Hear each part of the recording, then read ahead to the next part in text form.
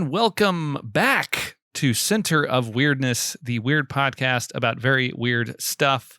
But mostly it's just an excuse to talk about TV shows and weird episodes of them.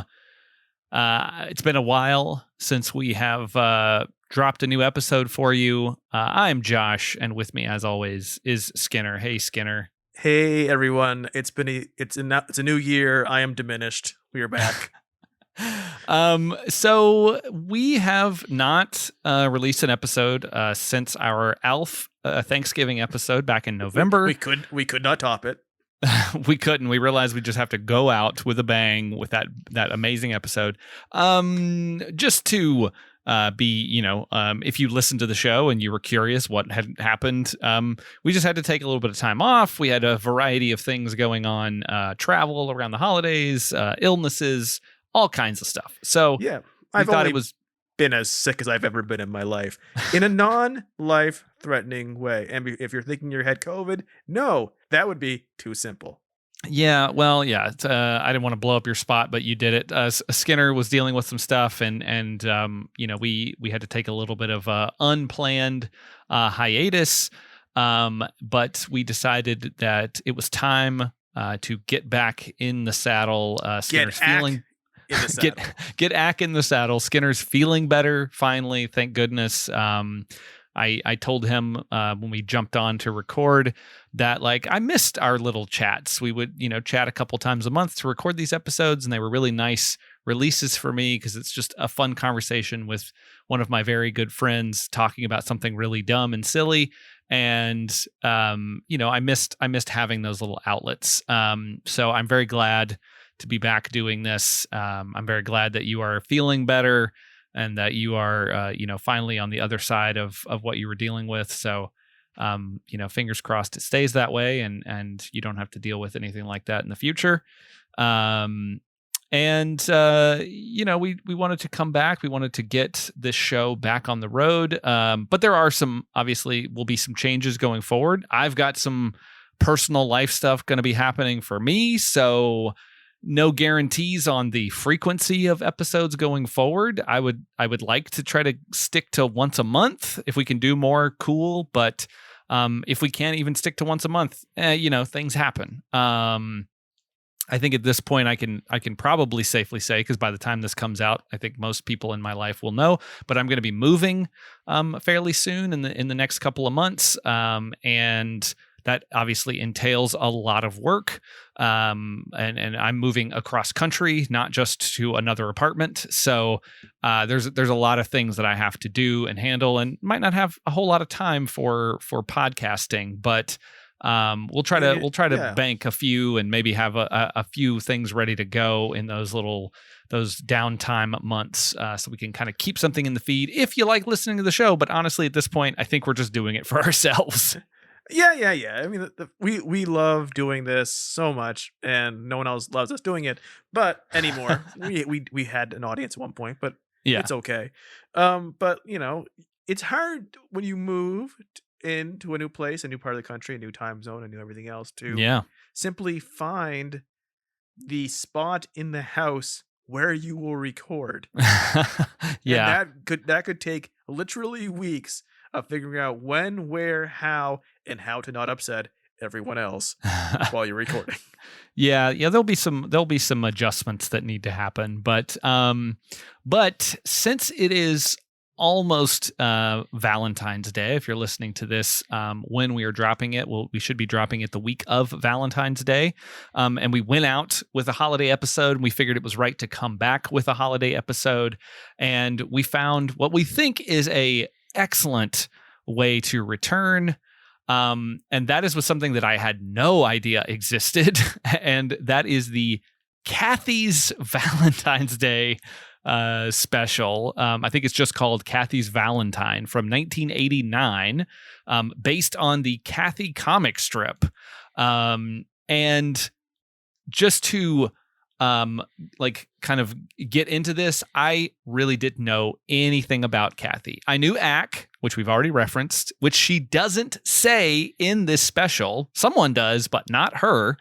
And I knew that kind of she was a bit of a punchline for being a perpetually sort of single, sad sack woman who was looking for love. And that was kind of the only impression that I had of Cathy, despite looking at it every now and then when I was going through like the Sunday comic strip section in my local newspaper. I would read the big ones. Calvin and Hobbes, of course, Far Side, Peanuts, Garfield, all of that. The Wizard of Id. The Wizard of Id, a thing that I also didn't understand, the weird quasi-religious stuff that popped up in that from time to time.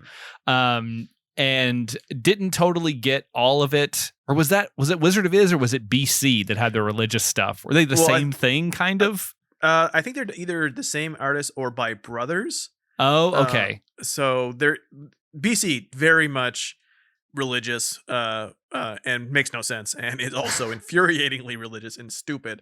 9/11 happened in that universe canonically. Wizard of Id, it's just The King is a Fink. That's all I remember from it. My brother had collected editions of it in the house. I read them and I thought, who is this for? My brother? He doesn't like anything. Why does he have this? Apparently, I looked up Wizard of Id and BC, and it looks like you were right. It looks like they were by like the same group of people: John Hart, Brant Parker, and Johnny Hart. And so there's like a John Hart Studios website that has a section on BC and Wizard of Id, and I guess they must have been, like you said, they must have been connected in some way. I can't really totally tell. The art is very, very similar. I mean, everyone remembers BC mostly for BC's quest for tires for the ColecoVision, but there's no equal Wizard of Id video game that people can really hang their hat on. Apparently they had another comic called The Dogs of Sea Kennel, which that is the worst name for anything I've ever heard. They should rename it Whiskas. Oh yeah, we'll talk about that. But yeah, so I didn't really like Cathy was not as a young like 10, 11-year-old boy reading these things. Cathy did not appeal to me because I was closed-minded as a child. Honestly, having watched this now as an adult, it's been 13 years since Cathy closed shop. Yeah. It's a comic strip. What I'm impressed about, and like speaking of being made by the same as somebody else, this is made by the producer of the Peanut specials. Yes. Very clearly, except for Raphael the Ninja Turtle, naturalistic voices, very toned, similar to it. But this would not appeal to young boys because this is not dumbed down at all for kids. This is absolutely aimed at young, like middle-aged professionals who are single. I mean, they don't do anything here that isn't it's very of the time, but like we had a discussion of like, I don't know if it wrapped around with how people are in technology and how relationships work now, and how people complain about things on TikTok and elsewhere, and the new like how, the dumbass masculinity wars online with the Tates and the Shapiros and such. Yeah. But like this has a ring of like, oh, this is still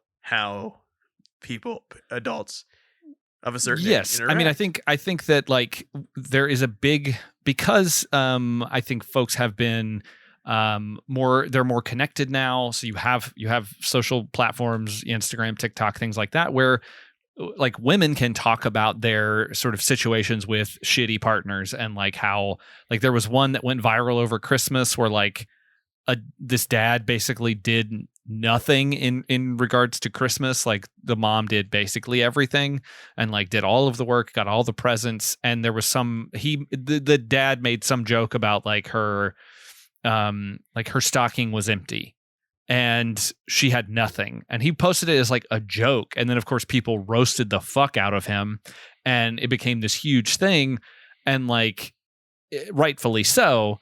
But I think like now, because people are talking about this stuff more frequently, and they're like, hey, yeah, my husband does nothing, or my boyfriend really doesn't do anything, or doesn't like plan things, or doesn't do stuff, and I think that there are definitely echoes of that in this. I mean, this is obviously something that has been a thing that has happened within some relationships for quite some time, and I think it's interesting where it doesn't let Cathy or Irving off the hook. Like they're both kind of neurotic in their own way about what they think that they need.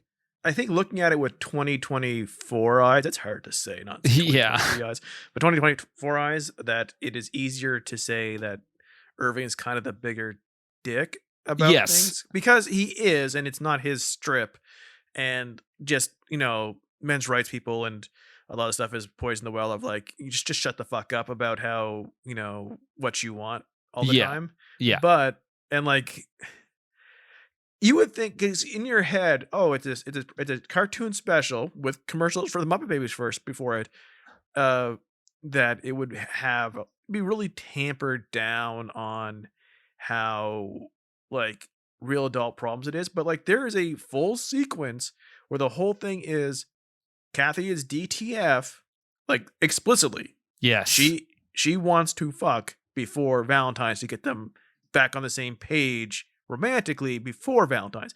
She wants to get them at least in sync in the sex category. Yes. And he is too tired / isn't in the mood or doesn't pick up on it. And it's like, I think it's that he doesn't pick up on it. I think that's what it is. He's so oblivious to he doesn't want to see signs of what he should be expected to do. And it extends to, he doesn't want to get it wet. Which is almost, I'm being overly lewd for comedic reasons. I mean, but like, no, you don't see this in cartoons. It is for sure that like I will say, like, just as an overall statement, I was surprised at how much I enjoyed this. I fully expected it to go into like, oh, Cathy's this sad sack and like what sort of romantic misadventures will she get into? But it's like very real. And like it feels like the Cathy, I don't know how to pronounce her last name, Cathy Geiswhite, I think, who was the woman who created the strip. She wrote this episode and you know, co-produced it and everything. Like she is very like aware of these things and like is writing something that feels very like legitimate and like it feels like these are thoughts that she's obviously had, and it makes me kind of wonder if like, is the Cathy strip like really like, does it still apply to like modern life? I'm like very curious to go back and look at some of those old strips and see kind of how they work. And I think your earlier comment about how not dumbed down it is for kids is especially funny because, at least according to the Wikipedia entry for this special, that it premiered after This Is America, Charlie Brown, the building of the Transcontinental Railroad. The most famous of all the Peanuts specials. Which, if you think about it, Peanuts and Charlie Brown, they also don't really seem like they appeal to kids either. My daughter, when she was a kid, I tried to show her even that Peanuts movie, which is surprisingly good. She was like flat out from young childhood to now wants nothing to do with the Peanuts. Does not see any of their like, and we're from like the land of Peanuts. Like there's fucking Charlie Brown and Snoopy statues everywhere in St. Paul. But Peanuts is very sad sack too, though. It is, and I liked it as a kid a lot, but like. This like tonally they're very similar in like this, just here's a character bearing their feelings very raw, and like you sit there and you can either agree or disagree, but like you don't you don't feel like they're coming from a place where it's not honest.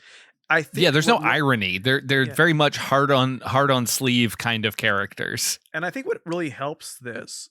And whereas maybe the comic strip in a short form sometimes in daily gags may not work, but like as well is that she only calls herself fat once, which I kind of remember being a bigger deal in the comic strips. If they had made a point of her being fat the entire time, because I forgot that was a part of it. Like she's also supposed to be fighting her weight.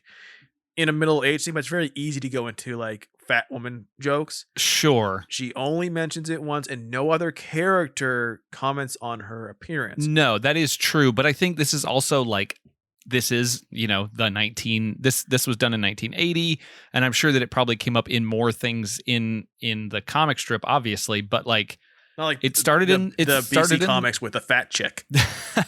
It started in the 70s, and 70s throughout the 80s into the 90s were obviously like, women are being kind of targeted for their weight. They're being told they have to look a certain way. They have diet soda commercials, which we see during this, and and Jazzercise and the aerobics boom and Buns of Steel.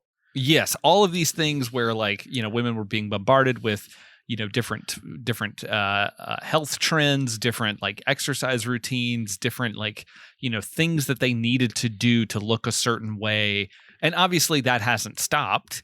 In fact, it has spread over onto the men's side as well, and it's even more prevalent there than it used to be too, with all the fitness influencers and like bodybuilders who are taking all kinds of who knows what sort of supplements and things that they're taking. The best people online are people who respond to anybody they don't agree with little bro, because they're trying to show how masculine they are.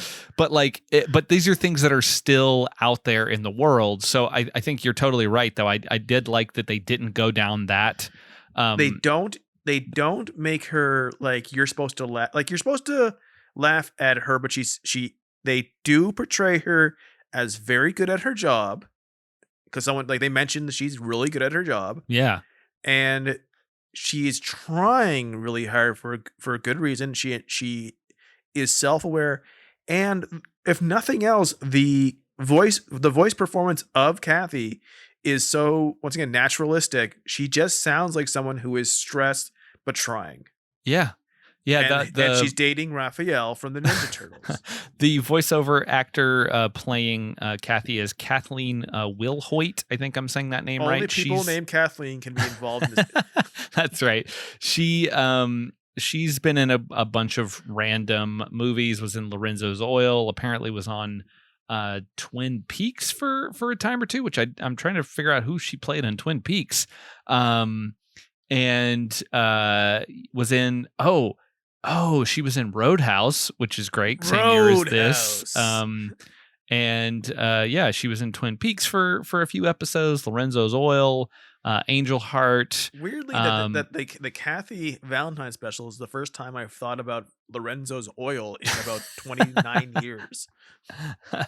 That's why her voice sounded familiar. She is the voice of Pepper Ann.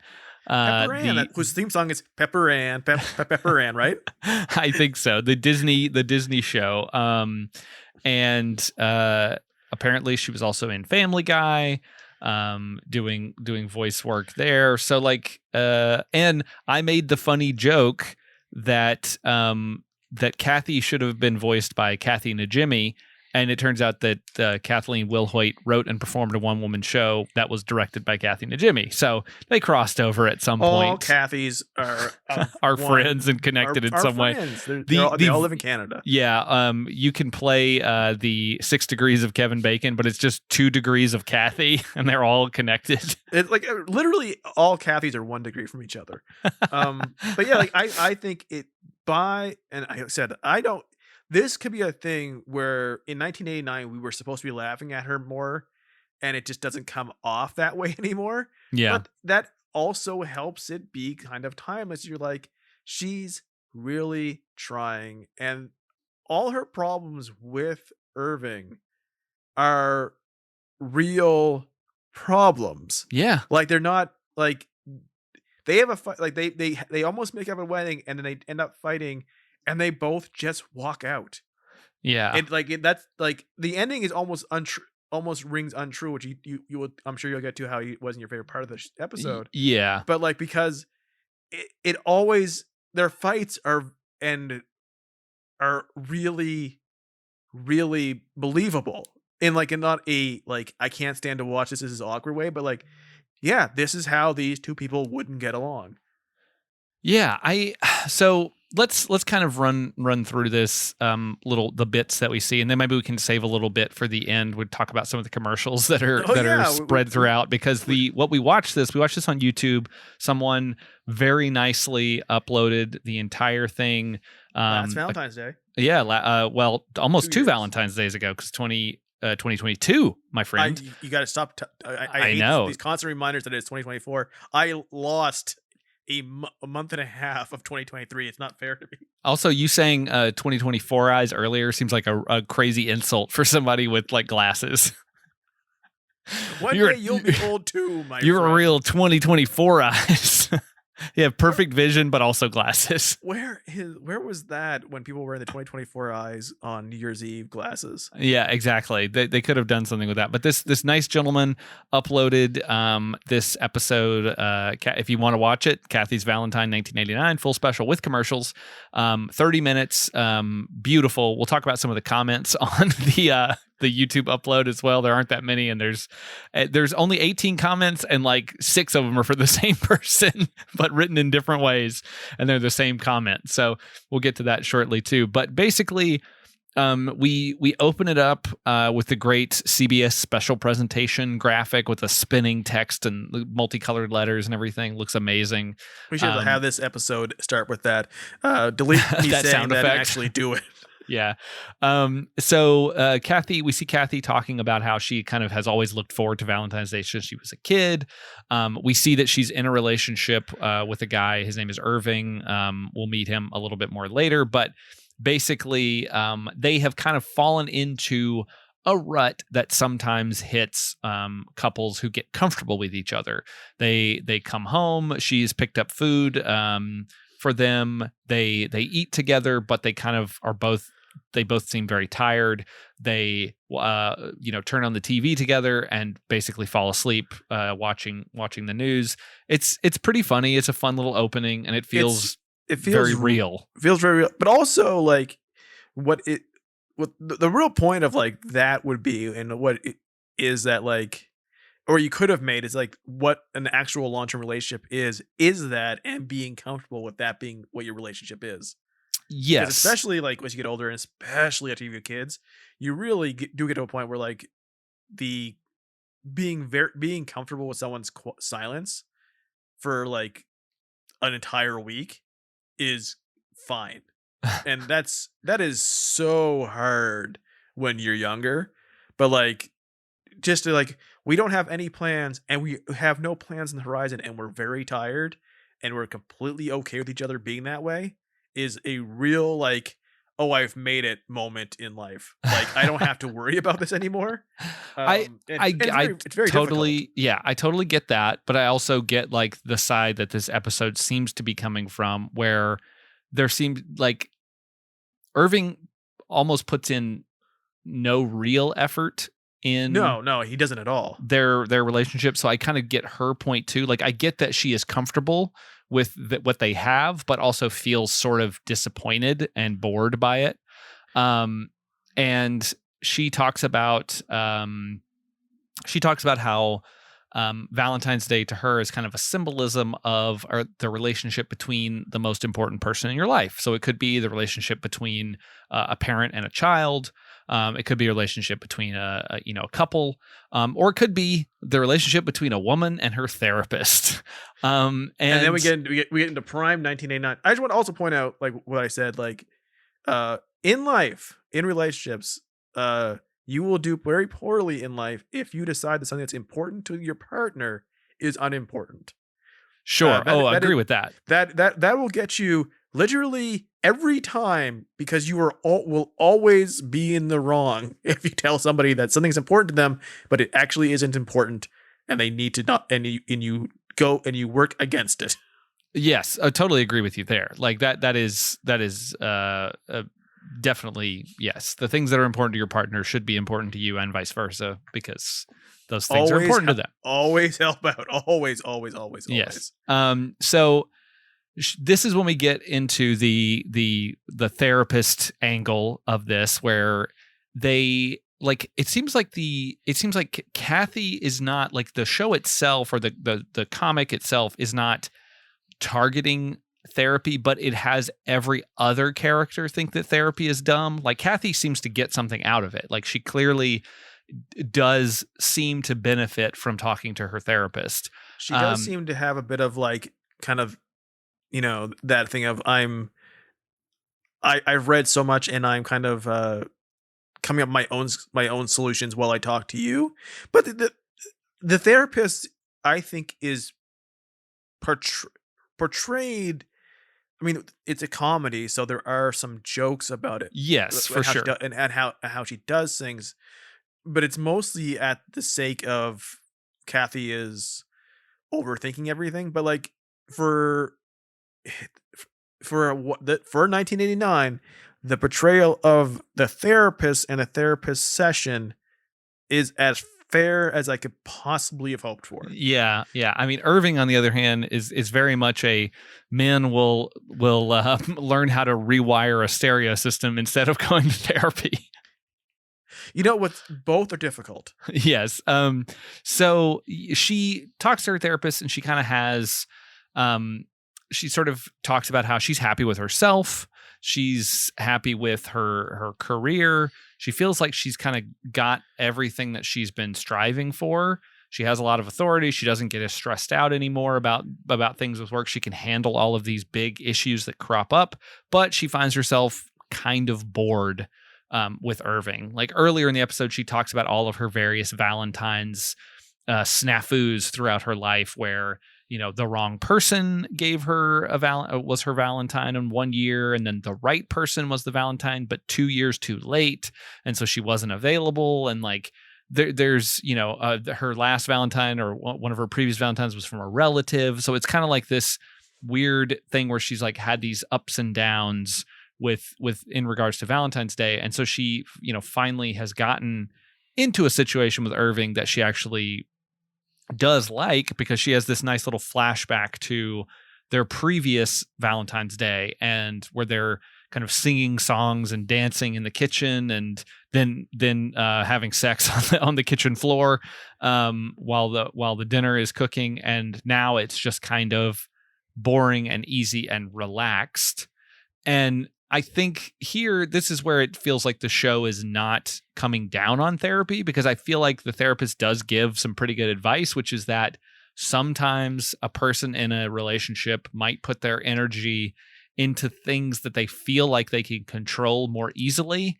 And then they let the things that feel like could get out of control, they sort of don't focus on those as much. So they don't have to put as much energy into them, and they don't have to worry about them, going awry. Which I'm like, that's a good way to think about it. Like, I'm not saying that is right, the way those people do that, but like, it's a good way to think about it. And it's like, yeah, like a lot of what life is learning to deal with your locus of control. And I think a lot of therapists will tell you that, like, there's certain things you have control over, and there are certain things you simply don't. Yeah. And but like, I think another interesting thing about this special is it's very easy for a Valentine special to be like, oh, this is just a Hallmark thing.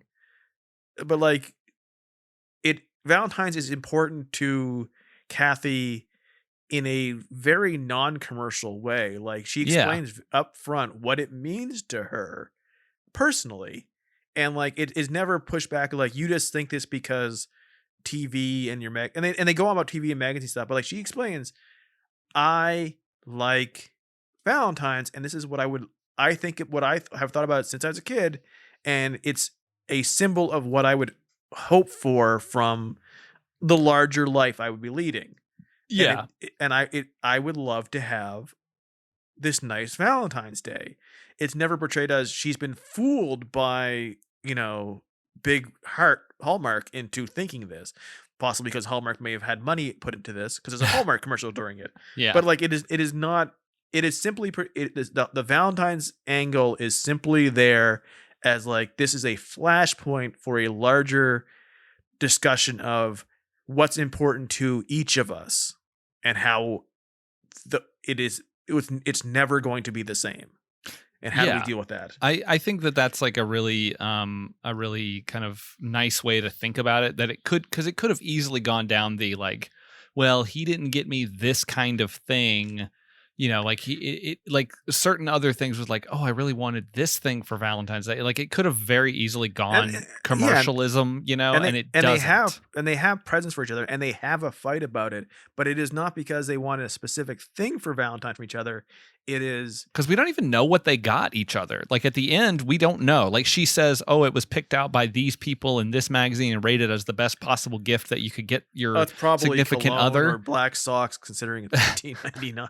But like Old Spice socks. But they don't tell you what it is. They like leave that very much vague, and his gift to her is left very much vague. I mean, like, it's he does go to the lingerie shop that she went to herself. Yes, but I don't think we see him buy anything there. No, so I think it's really nice that they do that, because it doesn't become about is it all about how much they spent on each other's gift or what they got each other. Like it is, and granted, you should, if you're going to get a gift for your partner, if that's something that you all do in your relationship, you would hope that you would know something that they would like, and you would get them something that is at least appropriate for the relationship that you have. And they may have. It's just they both assume they both haven't. Yes, but I also like that the show doesn't put emphasis on what those things are. It is very much just a It's not Homer buying a bowling ball for money. Yes. Which I think is the touch point for a third generation of that from around this time. Yeah. So we finally get a scene here with Irving. He is playing squash with his friend Ross, I believe is his name. Also very 1989. Be pickleball now. And I think it's funny that his friend comes in and he seems like he's the aggressive, like, man's man. Yes. But he's not, but it's very quickly not that. Yes, it's not. So they are playing squash, and then his friend Ross realizes he's running late. He's got to go because he has a meeting with his fiancee Lisa, and this Irving sets him off, and he's like, women don't like it when men are on time and all this. And I'm like, I don't think you understand things correctly, Irving. Already you seem a little off. But his friend, also insane here. I'm very curious about Ross and Lisa's relationship, because it sounds crazy that they are getting married in 3 days on Valentine's Day, and they have apparently not picked out the flatware for their wedding yet. That seems impossible. It made for some good jokes about how, like, they have Irving wants them to have a solidarity in bachelorhood of, like, your food comes with its plates. Yes. You don't need any of this stuff. You only need microwave meals. And I don't want, if you change, I feel bad, which but like, I thought, like, that's an interesting point to make Irving seem like a dick. Yes. Because he's too old for this. The suspender wearing Wall Street asshole. I don't know what he does, but like, it's even funnier when the punchline comes later between him and his friend. Yes. Let me see here. I'm going to look at the list of supporting characters for Cathy. Irving Hillman is a former on-again, off-again love interest, golf and electronics addict. The more complex the machinery, the better he liked it, even if he didn't understand how to set it up. But it doesn't say what he does. He works in business. I mean, yeah, I guess business. That is the... Well, so does Cathy. Cathy works at an office. Yeah, business, basically. So they're business people. But yeah, I have had many business jobs in life, so I understand that. So Irving is mad because he doesn't want to go to a wedding on Valentine's Day. He says that it's the only day of the year that he wants to leave town, which seems weird that he's in a fucking relationship and he's trying to, like, get out of town on Valentine's Day. What is so funny about it in a context of how it is portrayed. Yes, she is kind of demanding about it, but, like, she wants to get laid. Yeah, and he's very not happy about that, which is a very odd dynamic to do for a cartoon. Well, so he talks about it as he basically says he hates the rules of a relationship. He hates that things have to happen on a particular timetable. And expectations. He says expectations about 9,000 times. Yes. So I think that it's this weird, like, they're kind of positioning them as kind of a, like, that she is very sort of rigid in the term in like terms of what she wants in certain ways, because she reads books and listens to these, like, she would be a, like, if it were modern day, she would listen to lots of relationship podcasts and watch a lot of relationship TikTokers, and, like, would have these ideas. Also listen to true crime. Absolutely. Would also have these ideas of, like, how she wanted her relationship to hit these certain, like, markers or timetables, and then he seems very like lackadaisical and sort of loose in what he wants to go home at the end of the night. Yes, and he doesn't really want to have to put forth a lot of effort on things that he doesn't care about, which does make him seem like a total asshole. Not to throw stones, but it also reminds me of my brother, who is single, but he has a daughter, but is single. Yeah, I mean, and hey, I'll be totally honest. There were some things in this episode that rang very true to me, and some things that I had a very recent little mini argument with my girlfriend, and there were some things in this that like Irving did that I was like, yeah, I kind of did some stuff like that, and it's not great. Like, and I could do better, and that's why it's so striking to me that this show is from 1989, and it still like hit me in a very interesting personal way in 2024 eyes. I think there were parts on both of their reactions and things they've done that I felt like I could say like I have been on that side, on either side, and I've been on the other side, which is, you know, the hallmark of writing characters who have more than like, yeah, there's depth. That Cathy is the better character and Irving is the worst character, but also they both do have points, and the only characters who are just complete cartoons are her parents. Yeah, I mean, her parents are pretty funny though, so they are pretty funny, and I do have a parent who is very much like that. So basically, after her therapy session, she goes out and sits in the snow and is making notes and things. And she runs into Irving. I think she's like waiting for him because he's going to come out near, I guess she must be near his gym or something. And he makes some comments about, you know, oh, she must have gone to therapy because she's always kind of loopy after therapy or whatever. And it comes off as kind of horny, actually, a little bit. Well, she is definitely horny. She's like, I can't remember how this line comes up, but she says something about asking if he wants to thaw her out because she's behind a snow lady. Yes, because she's behind a snowman, and then she makes a note that like, humiliated myself with an erotic suggestion. Check.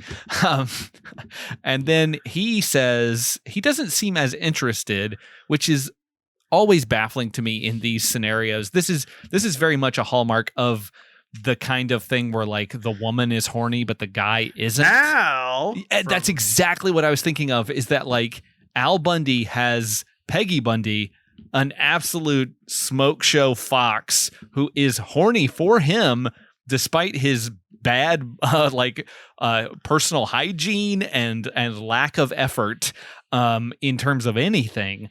And like he still is like, no thanks. And it's like so wild to me that you would have these, like, because the joke is that men are always the like oversexed sort of characters, or like always out dating various women and doing all of this. And then you have these like these situations where you have a woman who is like, hey, I'm horny for you and I want to have sex. And the guy's like, no, I'm okay.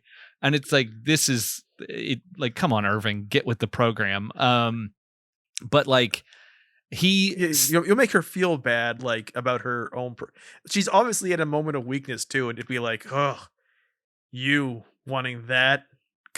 Like, it's like, I know that everyone except for Cathy in this special has the 1989 shrink problem, which, you know, I lived in 1989. I have parents who, you know, like the worst thing you could do was be in therapy. Like my father, I mentioned this show before. My father had an issue, tried to take his life. Put a content warning before that. And was in therapy for quite some time. Nice place, treated him well, you know, not clear, you know, in case you were wondering, and somehow until 2024, no, it's not the cuckoo house or anything like that.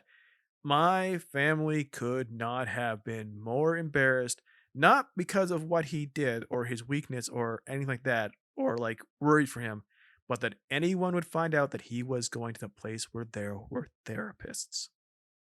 because that would mean he's crazy. And that, like, to this day, when I see like 80s and early 90s stuff where, it's like, oh, shrinks, I'm like, for fuck's sake. Like, and it is wonderful that we're past that with mental health. Mental health is still bad and still difficult and always will be difficult and will always have good answers and also have what are peddled as easy answers. But now we have compared to then, the societal reaction to the idea that you have any problems whatsoever and are asking for help for something that isn't putting something together physically, like a stereo, was absolutely like your family would be ruined. And like, so compared to that, they're at least they are upset and concerned for her and wish she wouldn't do it, but they are not like, this is the worst thing you could possibly do. Yeah. Like during this little chat, Irving is like, "Oh, well, I have a surprise for you later tonight." And so she's like, "Oh, okay, cool. That erotic suggestion worked out in my favor." So she goes shopping and she gets like all dolled up and she gets like new outfits and like new makeup and she gets her hair done. And like she is down for Pound Town. She is waiting for Irving to show up, but unfortunately, her parents show up instead with a bunch of groceries. They were worried that she didn't have enough. Supplies in her cabinets, and there is a very funny joke that like her dad is like, your mother was worried that you didn't have any ammonia. And that's like, what a weird specific joke that is very funny to me. My favorite joke with him, because they're both equally nosy and butt-inny and over-concerned in her life for an adult. Sure. Which does still happen when you're an adult and you have older parents. But like, he can't say that he was concerned about anything. He prefaces everything as your mother was.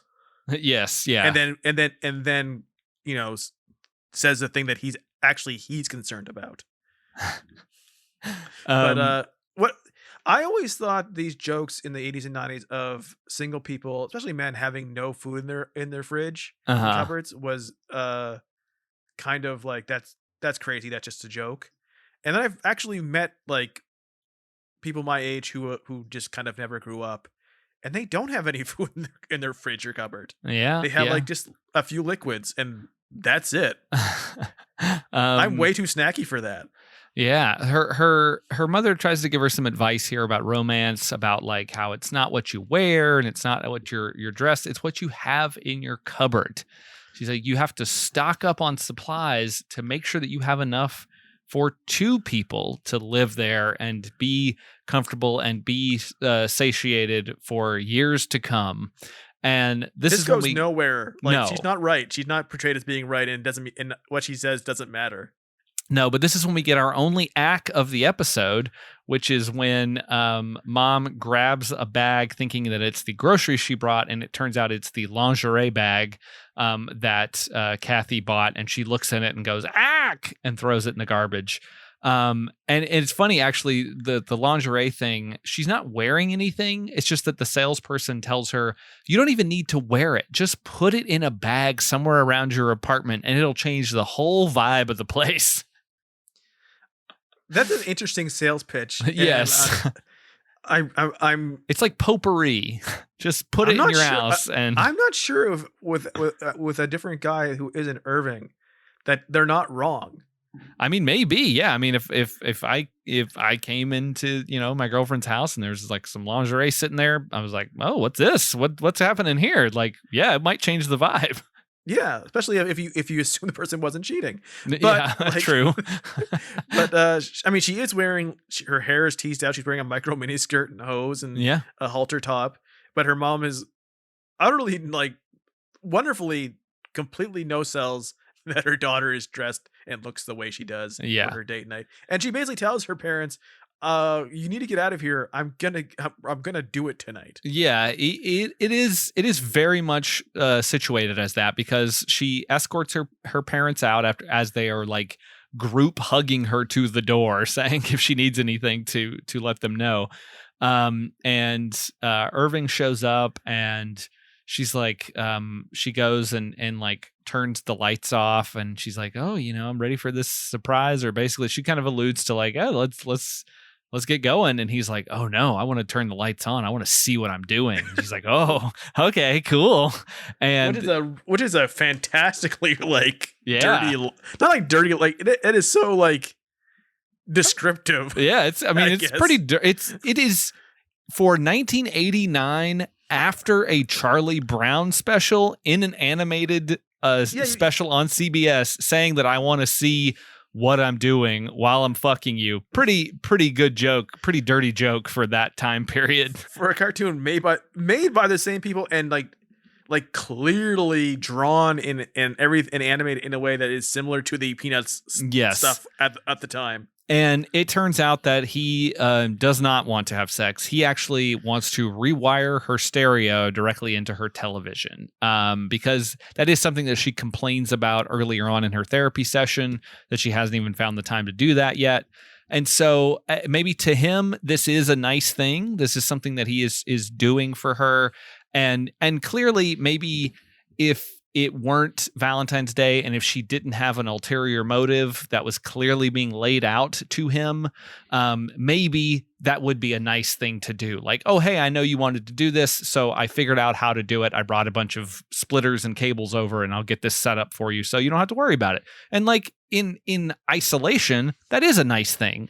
But like there is clearly something that is more important to her, and it is very obvious what that is, and he doesn't pick up on it. So of course this leads to a huge fight about how they are distant from each other, and like how he seems very apprehensive about intimacy and always seems to be fiddling with his gadgets, as opposed to holding her hand. He was like, oh, it's unlike someone who is, what do you think of a woman who goes to the bathroom during a date to look at newspaper or magazine articles? And she's like, well, I'm trying to figure out how to hold a man's hand when it's full of wires. And so like clearly he's a tech bro and he loves tech stuff, which hasn't changed. Like we are still very much in an era of you could occupy all of your time with technology if you really wanted to. Our phones and stuff have fully engrossed our attention. And it can be very difficult to, for a partner to like find an in when someone is kind of addicted to their phone. So like this is something that hasn't changed. It's still very, very much a relevant thing.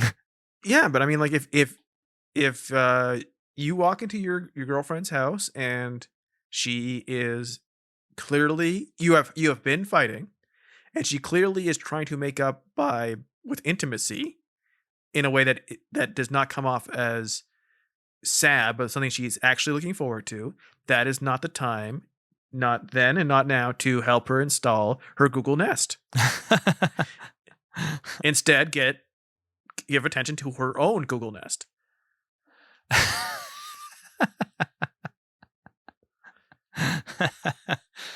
Ugh. Plug in some wires. Oh man. Or just, fuck her till she's asleep and then put it together. And then you got both things done. Yeah. Hey Google. Get it wet. What would it say to that? I could easily find out by asking it, but yeah, there's other people in my house, so I would never do that because it'd be so embarrassing. Hey Google, where's the G spot? Here's what I found. And then just laughs at you. LOL, LOL. Cathy, we cut back. They have a big fight here, and he storms out, and they kind of yell at each other like, well, we still have to go to a wedding. That also seems like something that would actually happen. Yeah, of course. You would have a fight, and you would have a situation where you've already made plans, and like you can't really break them, nor do you want to break them, because they don't say break up. That's also very real. Like, you have a fight, and it's like I do want to be with this person, but like clearly we are at a weird moment, but it doesn't mean that like this is all over, like, and it can feel like that in those moments where you have these fights and you're like uncertain of the future, but like ultimately inside, if you actually cared about that person and you care about the relationship that you have, that like this doesn't mean that it's over. It's just just sucks right now. And especially where like these two are supposed to have been dating for years. So like they would have had fights in the past and they would know they'd have fights in the future. They are tired of each other, and like the wedding almost kills them. Still, it almost should. But like at this point, this fight isn't enough for them to fully break up. It is a fight, and they agreed to come together later to fight on another day as well. Yes. So there is kind of a sweet moment here where Cathy is at her office and she's kind of lamenting the fight and the argument and everything, and kind of thinking about all of the stuff, and like her various coworkers come in and they're, kind of trying to cheer her up and just talking about just things in general, Valentine's Day and whatnot. And then like one of her coworkers brings in a bunch of kids, and I was unclear if this was like a daycare situation or if all of these kids were her coworkers' kids. I wasn't really sure. The Z kid is a regular character. Oh, is she? Okay. It's a best friend's daughter, but I don't know why there's so many kids. Yeah, I thought it was maybe like one of the people like worked in the company daycare maybe, and that's why she was bringing the art style all the kids around. Of Cathy is very interesting. Cathy's the only one with whites on her eyeballs, and they are very close together. She has no nose. It's like an upside down heart, basically. Yeah, but like and everyone else has beady eyes, like like Shaggy or yes, but somehow for whatever reason on the little baby girl, very cute. Yeah. So this little girl comes in and gives Cathy a little Valentine card. That's what I thought it was like, though. Oh, all the kids in the daycare in the company are going around to the offices and giving out Valentine's Day cards. And as like a fun little thing. And this, in most specials, would lead to the next scene being them making up. And then it almost does. Except for it doesn't. Yeah, kind of. So like they have this nice little statement that kind of gets to Cathy where she's like, we don't give gifts because like for Valentine's Day or whatever because we want something in return or because we feel obligated. We do it because we have love for that person or whatever, and like are wanting to share that love with them. So we see Irving trying to shop for Valentine's Day gifts for Cathy. The clerk has a really funny bit here where she's like, the section for women not speaking to me is their most popular section. And they have some very like late 80s jokes here about what are her sizes and all of these various types of clothes and what kind of jewelry does she like? Is it sterling silver? Is it brushed silver? Is it this? Is it that? Like, so they make some, kind of gentle jokes about that sort of thing and how different, all these aspects of shopping for a woman might be. And this is Valentine's Day. This is the day of the wedding. Cathy has bought a gift for Irving. She kind of rewraps it multiple times to just get it perfect. And she's also trying to wear the exact right thing for the wedding. And she keeps kind of undressing and redressing and trying to find the right outfit. And Irving shows up ready for the wedding. He has a gift for her. And then immediately they start fighting again because when she opens the door, he's trying to apologize as he walks up to the door. He's like, "Hey, I'm sorry," or "Oh, happy Valentine's Day." Like, he's trying to practice what he's going to say. And she opens the door and he immediately deflates because she still has curlers in her hair and she's still trying to figure out what to wear. And they immediately start fighting because he wants to take her car because he didn't get gas for his. And then they get into a fight because she doesn't know where her keys are.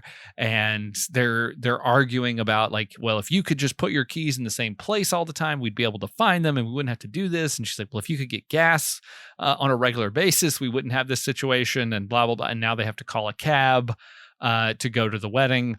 And of course, neither of them brought cash with them, which is also kind of a fun throwback to think about, like having to have cash for this kind of stuff. They even point out that the cabbie won't take a card. Yes. They simply couldn't at the time. But that was like an honest to God, like, this is an episode full of awkward moments. That was the only one where I was like, ugh.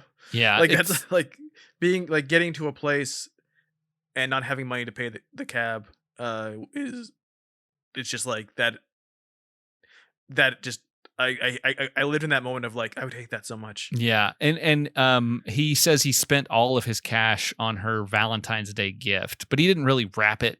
He just kind of has it in a paper bag, and she sort of gets mad about that.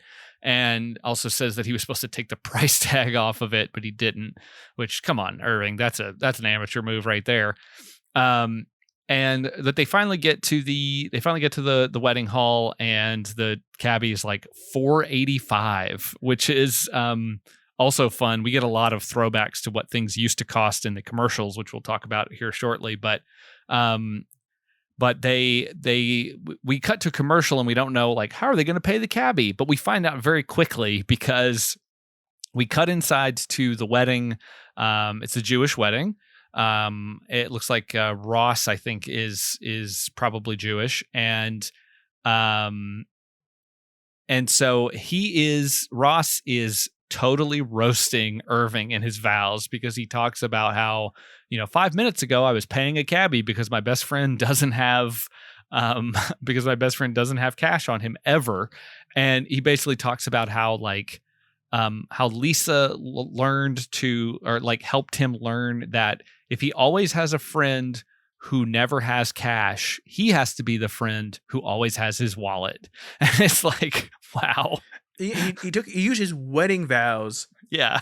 To eviscerate this guy. Yeah. Like to fucking like, okay, I'm going to shoot her and you, brother. Like, yeah, in front of everyone. And like, he doesn't take it that badly. I mean, her vows explain how she doesn't want to be like Cathy to a degree as well. Yes. Like, she doesn't call her out by name. No, she's like, I used to read all these books about like finding the perfect man and having the perfect relationship, and like I wanted all these things very regimented and following very specific rules, but ultimately, once I met you, I realized that like I didn't need to hit every single thing exactly as it's written in a book, and like, you're my forever Valentine, and like we're, all of this stuff, and it's very sweet and very real.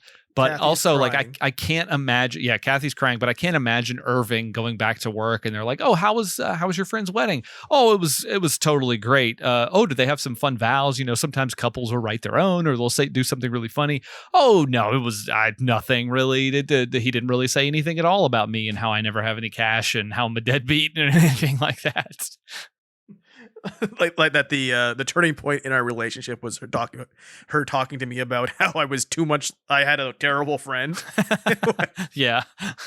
But that's the thing I don't see anymore, is the person who like puts in 1 gallon of gas just to get where they're going and doesn't also put any more than that. I'm very curious now, because 1989, I was curious. I was curious what day Valentine's Day was in 1989, which was a Tuesday. So they had their wedding on a Tuesday, which is dumb. Don't do that. Don't do that to other people. Once, like, as somebody who did not have a wedding, I got married and I have a wedding. Don't make your wedding difficult for other people. Like, don't have them have to do it in the middle of the fucking week. So I'm looking at the national average gas price for gas in 1989. This will make you sick, by the way. It was $1. I bet you they complained about it though. Oh, I'm sure they did. Thanks. This would be first H.W. Bush, because they mentioned him in the commercials. Oh yeah, okay, yeah. So yeah, yeah. Thank you, HW. He's dead. Good. So they fight again at the wedding reception, because Irving doesn't want to dance, of course, and Cathy feels like they should, because they're at a wedding and it's Valentine's Day. All the older relatives are telling them they should dance, yes, and he throws a tantrum in front of everyone over something stupid. Yes, He is. He isn't. She has every right to be pissed at him. Yes, for sure. He is definitely the wrong party in this, no question. He has just been called out by the groom for being a dipshit, yes. and then he's a dipshit right away. Yes, it's like it's incredible. It is. So basically, he storms off, and then she storms off, and so they leave the wedding separately. And he shows up at her place later, asks how she got home, and there's actually a very good joke here, which is that she got a ride from her mom, who happened to be outside the wedding venue in case she needed to talk. I laughed. It was really good. It's a good joke. But when he shows up at her place, she's clearing out his stuff, throwing things in boxes. And they kind of start talking about how like they're frustrated with each other and how they this is where I didn't like this ending, because it is very much that sort of, this came up in a lot of other sitcoms that you saw in like the 80s and 90s, kind of even in Married with Children, which we talked about earlier, but like how much the couple dislikes each other, and they realize that actually means that they're strong together or something. They agree on how much they dislike each other, so they're supposed to be together. And I feel like that's a shitty way to leave your characters, and it's like, kind of a shitty way to build a relationship. Like it led to 1,000 bad comedy routines of wife bad. Yeah, meme images. That like there's this entire like we're terrible together, but we're even worse apart, and like that kind of thing. And I don't love her, but like I never want to see her. I don't like anything she does. I hate all her friends, and everything she likes I hate. But we're married. I'm like, did you guys like fucking? Did anyone tell you, hey, don't get married when you're 18? Two, like you only have one life. Like you don't get a second shot at this. Like, do not miss your chance to blow. Opportunity comes once in a lifetime. One lifetime, and like, and in fact, it can come multiple times in a lifetime. You don't have to take that one shot at the person you don't actually like. Yeah, if you don't like each other, you're wasting the only life that either of you have. I feel like I am not in any way a relationship expert. I still have plenty of things to learn about being a good partner and all of that. But one thing I know for certain, and you can take it to the bank, is that you should at least like your partner and you should at least want to be around them. They should be your like the Spice Girls friend. You got to be friends. Yes. And like if I know there's some assholes out there like, oh, if it's just friendship, it's not wrong. It can be both. It should be both. It should be both. There should be a romantic aspect and a friendship aspect. Yes. And like what, movies and TVs and everything do not tell you is that your life isn't a short burst of little events. You're around them all the fucking time. So like, yes, you should like them. And like, wow, boomers really hated their spouses. Yeah, because they were around someone they didn't like all the time, and they did nothing about it. Yeah, and then they bitched that like, oh, people younger than us got divorced. And like, yeah, they're smarter than you. Yeah, it is fine if you do not have the exact same interests as your partner, because people are different. They like different things. And that's helpful for... And that's great, because you have things to talk about. You have things to share with them, and vice versa. They have things to share with you. And like, those are good.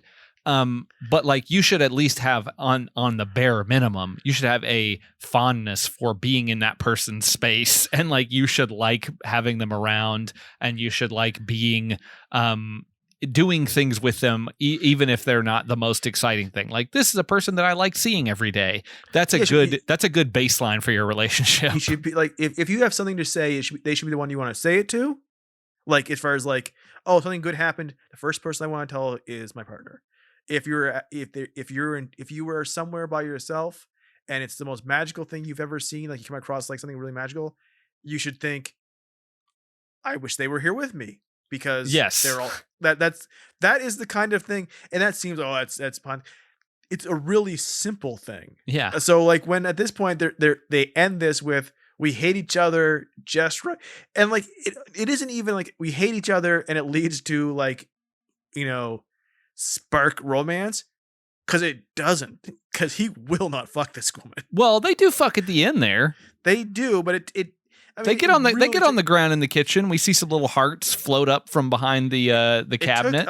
It took a real long time for him to get there. Yeah, but this also makes me wonder, does Irving have like a little bit of like a humiliation fetish or something? He's like, yeah, that's right. Tell me I'm a piece of shit. Tell me. That's pretty much what it came off of. Like he was not interested in anything she wore, anything she suggested, nothing until she said, I want you to eradicate from my life. You're a piece of shit. And he's like, it's working. Tell me I'm a fucking worm. Tell me how much of a piece of shit I am. Oh, I'm so fucking rock hard.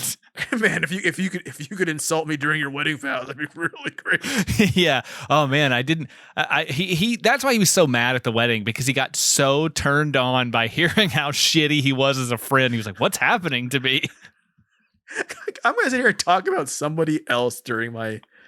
Oh my god. Oh my god.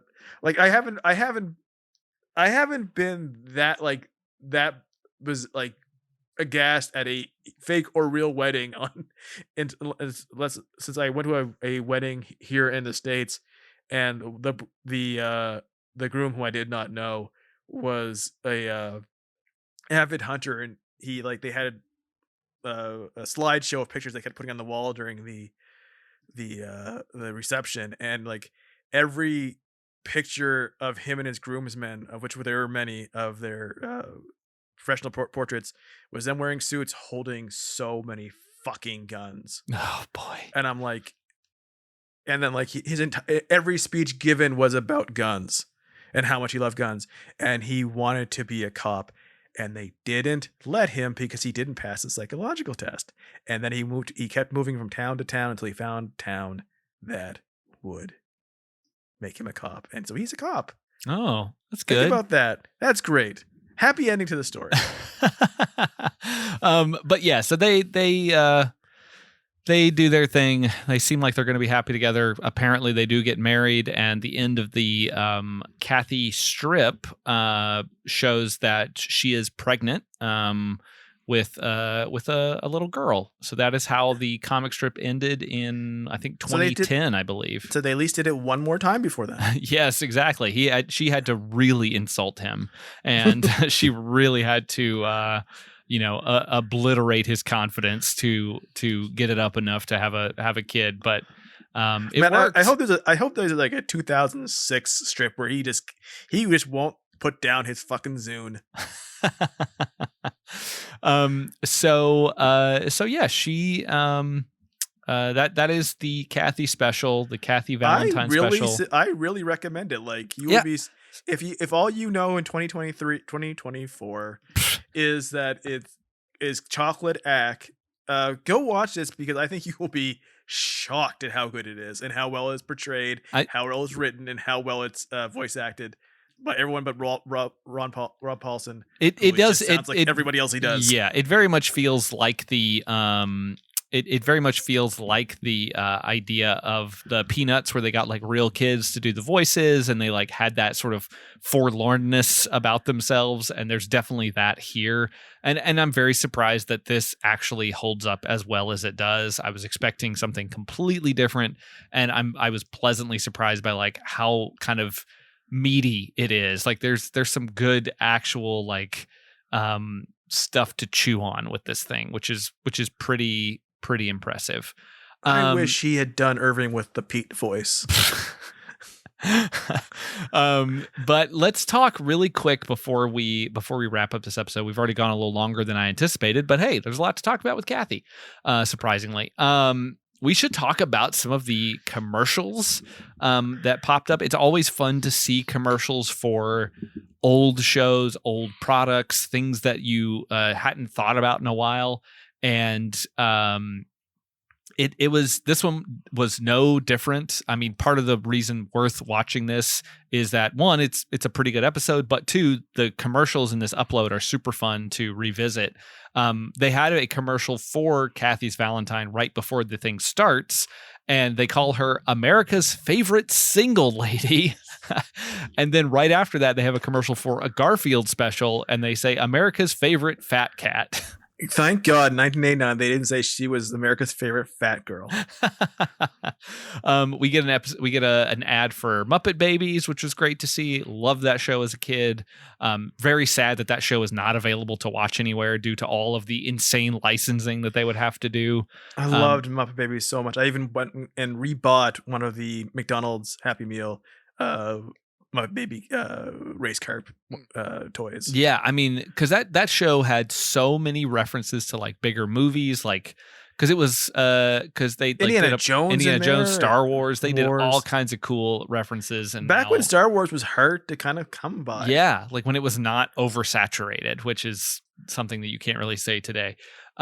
We get an ad for Pizza Hut Pizza Pairs, which is some dads fighting over the last slice of pizza, and it's basically saying like get 2 pizzas, and that way you can avoid this fighting. And it was baffling to me to see that you could get 2 pizzas from Pizza Hut for $10.99, which I don't feel like is a thing anymore. One, probably because they're trying to keep a profit. And 2, I think that the product is probably much worse now than it was in 1989. Well, in 1989, Pizza Hut was basically the best restaurant on earth. It was like if you asked me in 1989 what is the best restaurant on earth, I go, of course it's Pizza Hut. That was a luxurious thing when I was a kid. When you could go into a Pizza Hut pizza parlor. For anyone younger than us who has never been to a Pizza Hut, like an inside actual sit down Pizza Hut with the Tiffany lamps and the red cups and like the jukebox and the salad bar and all of that, you missed out because that was amazing. It was like being inside pizza.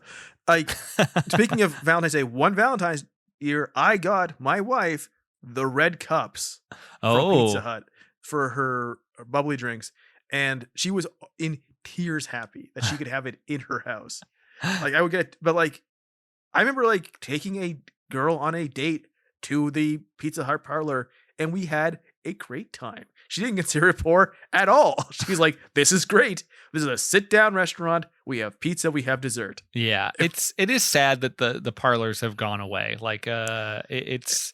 But it does leave us with the best social media sites of former buildings that are formerly Pizza Huts. Yes, very true. I'm trying to look on Pizza Hut's website and to see one topping is $9.99. Yeah, okay. So yeah, you're not getting that. They have a $7 deal lovers menu, but I can guarantee you probably can't get 2 pizzas for stuffed crust $13.99. Yeah, these are nowhere near what they would have been back in the day. No, and they're probably not as good either, I imagine. So we have that, which is great. We get an ad for the local station that this aired on, News 7 in New England. Talks to one of their reporters. Too long. This guy is talking all about like where his name came from and like why he's named, why he goes by his initials, and it's a wild thing. But we get a great Burger King commercial. All about their new double cheeseburger, again for only 99 cents, which is fucking wild to me. And I guarantee that the quality was probably better than it is right now. But I'm probably 4th best restaurant on the planet at the time, Burger King, if you asked me in 1989. Let me see how much. Let me see how much. Will let you know that one. Yeah, I'm trying to see how much a double cheeseburger would cost now for Burger King, but I guess I have to put in all my information to see what the cost of it is. I'm not doing that. They'll start targeting me with ads for Burger King at some point. But yeah, we get to see that. It has the one of the actors in the commercial is the actor who played the dad from Pete and Pete. So this is probably like maybe the same year that he probably filmed like those first shorts or whatever for Pete and Pete. We get a thing that I remember a lot as a kid. But having dual commercials for the same product, so having the same product advertised like twice in a row. And one of them is for pantyhose, this company called No Nonsense, where you see these 2 women doing I guess, sort of quote strenuous activity that don't getting cause up from a chair and going to another chair.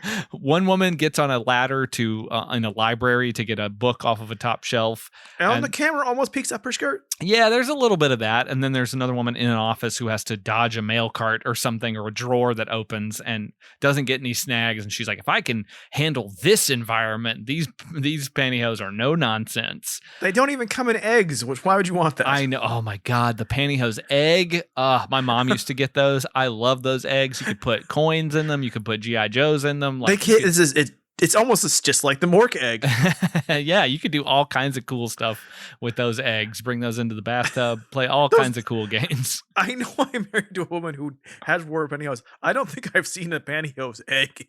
No, I don't think they're a thing anymore. I don't think legs pantyhose exist anymore.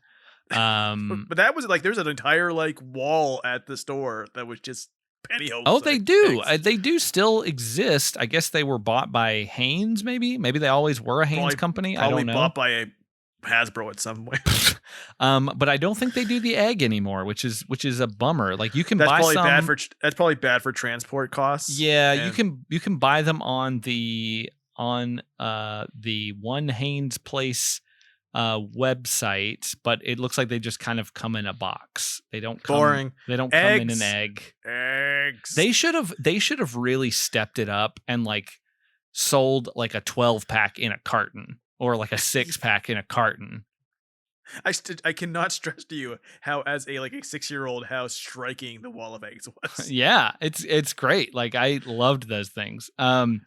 So we see some of those. Let's see, what else do we have? Whiskas. Well, that one is next. We have 2 Claymation California Raisins commercials, one of which features a horrifying Claymation Ray Charles singing. This is probably before before his Diet Dr. Pepper? It was Diet Pepsi. Was it Diet Pepsi? Okay, 100%. Let's see when that came out.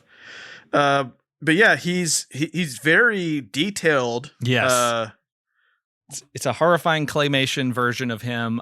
We do get the Whiskas one was the most striking commercial because I've always just known Whiskas as a cat food, but apparently it used to be called Calcan, and they're like, Calcan's changing its name, and you're like, yeah, because that name sucks. So I've been around, maybe because I'm in Canada, because apparently, from what I'm told from the Wikipedias, it was because they thought Whiskas was a better name, and yes, some parts it is. It is, and some company they had bought in Europe went by Whiskas. So they decided to make that their entire brand.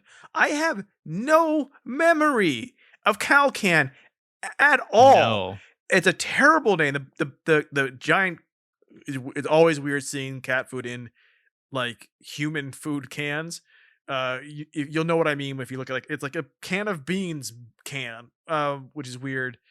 But like, also looking this up, Whiskas is owned by Mars Company, which makes M&Ms. Oh, okay, cool. So they have a good opportunity to do like some cat friendly M&Ms, and they haven't done it yet. No, they haven't, and they've been owned by Mars since the 60s. Wow, I didn't know that. That's only 4 companies exist. Of course. Young brands. And it's going to be less. By the time this episode drops in like 2 weeks, it's going to be less than that probably. Something's going to happen and some commercials are going to like merge, or some companies are going to merge, and then it's just going to be fewer companies. Warner Brothers, Hasbro, Discovery. Warner Brothers, Mars. Warner Brothers, Mars, Discovery, Universal, Vivendi. Paramount Plus. So everyone has Paramount Plus. Yeah, let's see if there's any other commercials worth talking about. A couple of shows: Dallas, Falcon Crest, The Next Generation, which I'd never seen. Falcon Crest. It's the new generation of them. Yeah, we get an ad for the Pat Sajak show, which I forgot was a thing. 296 episodes. What the fuck? Really? It was on every night. Oh my god. Okay. For 1 year. And let's see. We got a cool True Value commercial about a master plumber drum auger. So this was $4.99, but I looked it up on Amazon. It's like it's $50 to $75 now. Yeah, of course. You could get a commercial grade master plumber drum auger for $5 in 1989. And but that one still works. We get a great series of we got a great commercial for Diet Coke where it's just talking about how much better it's selling than Pepsi. This is like that era where you could just show another company's logo and be like, we're better than them. I mean, like Pepsi did this a lot to Coke, but this is the first time I remember Coke just saying like, "Fuckers, we sell so much more than you." Which is true. Coke Diet is like Coke way ahead. Yeah, Diet Coke is the best selling soda of all time, or something like that. And it's just like, yeah, Pepsi sucks. I believe it's still. I don't drink soda anymore. I assume soda is still very popular. Oh yes.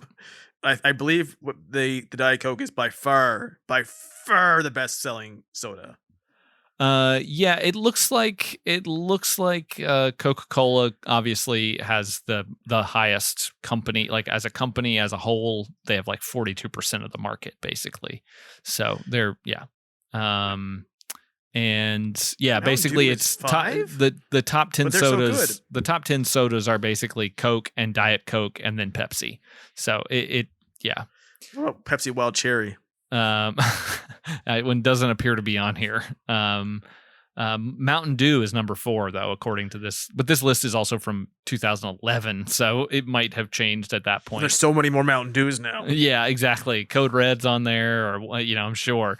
And Master Chiefs. And then finally, to wrap up our discussion, I do want to talk very, very briefly because we have gone very long here. But this, as we mentioned, we watched this on YouTube, thanks to an uploader. You should go look at the episode if you're interested in it. I'm curious if this guy's uploaded anything else that might be worth our time.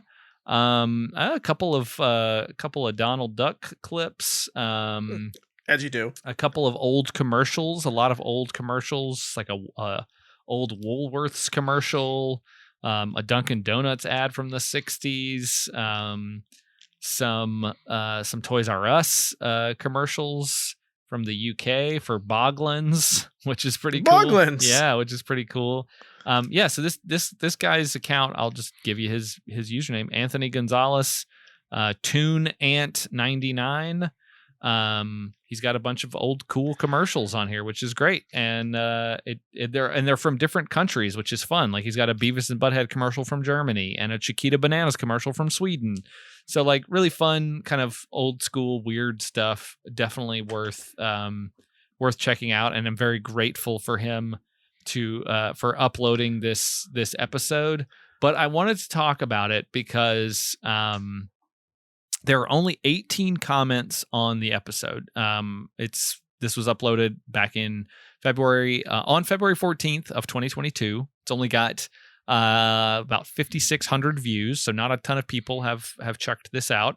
But there are 18 comments, and let me go through and look at them. 1, 2, 3, 4, 5, 6 of them. So a third of the comments are from one person.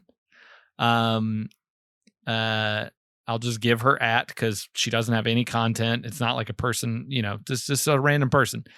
Cindy McKeon 6787. They were all made a year ago, and all but one of them, there's 6. 2 of them are. There are 4 comments that are exactly the same thing, but written in different ways. And then the other 2 comments are also the same thing, but written in different ways. So I'm going to read them to you. Happy Valentine's Day, period. Cathy, ! And that one has an apostrophe S in Valentine's. Then right underneath that, we get Happy Valentine's Day, Cathy, no punctuation, and a apostrophe S in Valentine's Day. Then we get Happy Valentine's Day, Cathy, ! Also a apostrophe S in that one. And then right under that one, we get Happy Valentine's Day, Cathy, no exclamation point, and no apostrophe S in that Valentine's Day. So those are 4 of her comments, all made a year ago. And then she has 2 other comments, which are both, we have to go to Valentine's Day. We do. We must get there. We're there. We're there. It's only a couple days away. We have to go to Valentine's Day. And then one other person just said Pepper Ann. Which, factual, that is Pepper Ann. But I mean, I think we should all make like Cindy McKeon and say Happy Valentine's Day to Cathy. Possibly the best Valentine. I have covered 3 Valentine's Day cartoon specials in my time. This is by far the best. And that is saying so much. But like this is, I like when we come across something that is unexpectedly competent. Yeah, for sure. We like, fully expected to watch this because we thought it was going to be like kind of sad sacky and sort of a little lame, and I was very surprised by how much I enjoyed it, how real it felt, and how sort of still kind of topical it was. Another question, is Pepper Ann Fido Dido's daughter? I don't know who Fido Dido is. Is the old mascot for 7-Up. Oh, yes. Oh, maybe so. Maybe they're related. They have a very the creator of Pepper Ann is known for creating character Fido Dido. Wow. I wonder if they ever had a crossover. I hope so. The Cool Spot killed him. That's why Cool Spot had a video game and Fido Dido didn't. I believe he had a video game, and he does. Oh, Fido Dido had a video game? Yes, apparently. Wow. There's also a Neopets sponsored game starring Fido Dido. That's impossible. Cool Spot, an okay video game, not the one that's just Othello, but the one where you go around and grab things. There's multiple Cool Spot games. Yeah. One's just called Spot. One is called Cool Spot. I don't know which one is which. Well, okay. So that's a great way to end this episode for Valentine's Day. Now, if you're listening with your loved ones, go watch this Cathy cartoon and then play one of the Cool Spot video games. That's a great way to spend the holiday. Drink some 7-Up. Yeah. Drink some yours. Yeah, drink some 7-Up. Order yourself a pizza pair from Pizza Hut for $12. Give your cat some Cal-Can. But that's going to do it Bring out the eggs. That's going to do it for this episode of the podcast. It's great to be back. This is great, a great conversation. I'm so happy you're feeling better. I'm so happy we could get back on the mics and talk about this episode. No telling when we'll be back again. Hopefully we'll shoot for something sometime in March.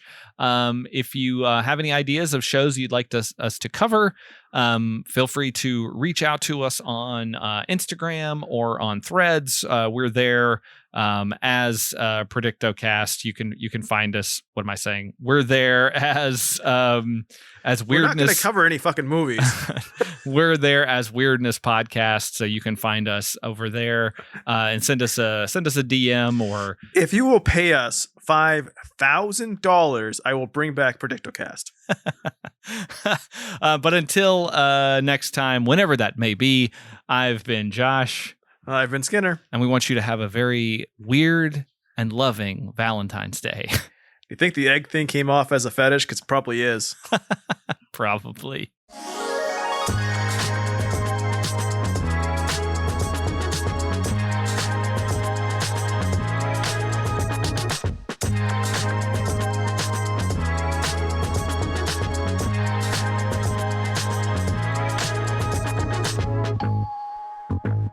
You've been listening to Center of Weirdness. If you like the show, rate and review us wherever you find us, but especially on Apple Podcasts. You can listen to every episode at centerofweird.com, where you can also find all the old PredictoCast episodes. And if you want to get in touch with us to tell us about a show we should cover, hit us up on Instagram or Threads at Weirdness Podcast. And as always, thanks for listening.